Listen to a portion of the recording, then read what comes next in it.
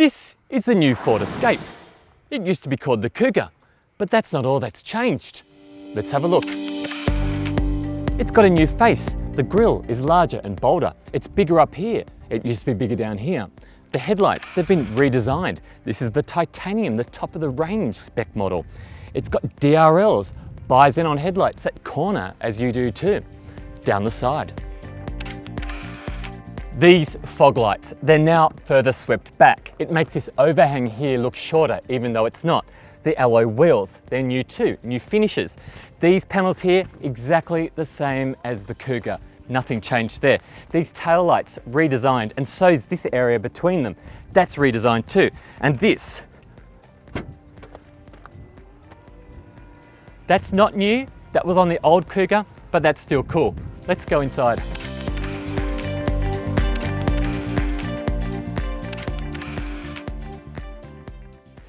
Now, there are some pretty big changes in here too, important ones. Ford has managed to take out over 790,000 buttons out of the cockpit alone. Well, not that many, but it feels like it because it used to be covered in buttons and now it's just been decluttered. Also, what they've done is they've taken the little daggy button here off the side of the gear shifter, which are used for shifting up and down gears. You've got paddles now, which makes far more sense and is a lot easier than having to do this. Another thing, there's no manual handbrake anymore. You've got an automatic electronic one here. That frees up storage space for that and cup holders. Brilliant. Thank you, Ford. Okay, what else should you know? Well, there are 3 grades of Escape. You've got the base spec Ambiente, you've got the mid-spec Trend, and at the top of the range, you've got this one. You've got the Titanium. And there are 2 petrol engines and a diesel to choose from. The big deal about the grades is that you can now get the Trend, the mid-spec car, with front-wheel drive. And this is big for Ford because it means they can sell more, but it's good for you as well because it means you don't have to have all-wheel drive. And you don't necessarily need all-wheel drive. It's good, it's handy, it can help with safety, but it's not vital.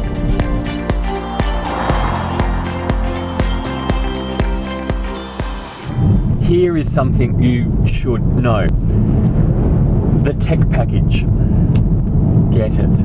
It costs $1,300 and it brings AEB, that's automatic emergency braking. It brings recross traffic, which has saved my life, well, the life of my child in the back when I've been reversing out a driveway. It brings blind spot and other safety kit.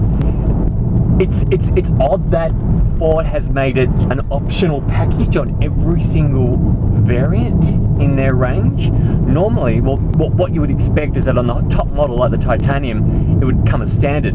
It doesn't. It's actually an optional package on every single grade, but it's well worth getting.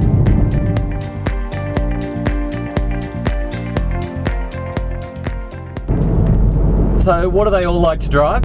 Well, I've had a chance to drive the front-wheel drive Trend, and to be honest with you, it's difficult to tell the difference between that and an all-wheel drive Trend. The 1.5 litre Ambiente, which we drove earlier in the day, is absolutely fine. We drove the manual. The manual is easy to shift. The clutch is fine.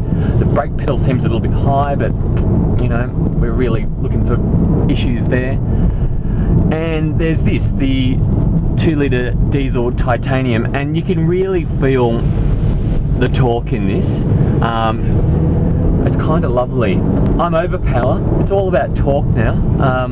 Torque is that thing that grips you and pulls you up the hill.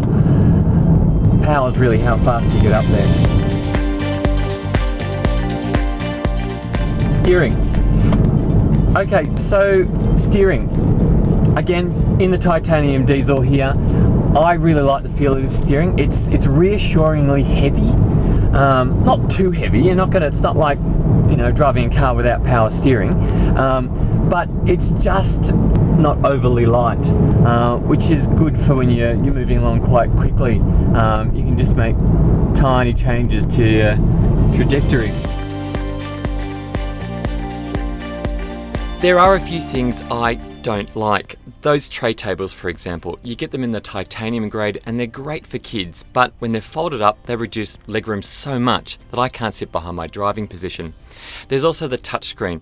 It's big, it looks great, but it's so deep inside its cave, it's hard to press the touchscreen buttons. Ford's Escape has been given more than just a name change. It's been given the goods that make it a better SUV, and it needs to be. It's got some pretty tough rivals like Mazda's CX-5 and Toyota's RAV4.